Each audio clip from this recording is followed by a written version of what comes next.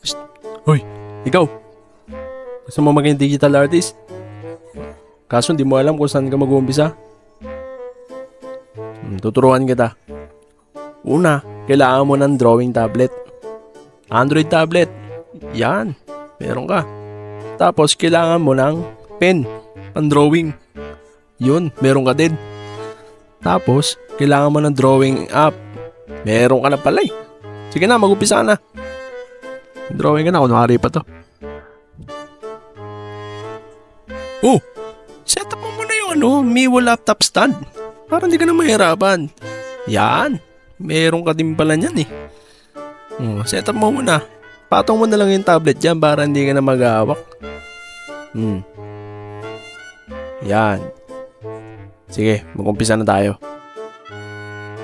Una, kailangan matuto kang mag-sketch. Oh, may sketch ka na? Ben, tapos ka na pala eh. Sige, kulayan mo na nga yan. May kulay na din. Ano pa ituturo ko sa'yo niyan? Marunong ka na mag-drawing, tsaka mag-kulay. Pakita mo na nga sa kanila yan. Nakakainis ka naman eh.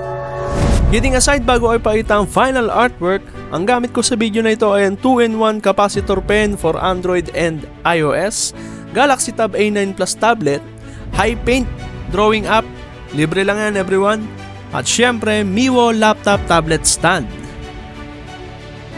And here is the final artwork. Thanks for watching and I will see you in the next one. God bless. Peace.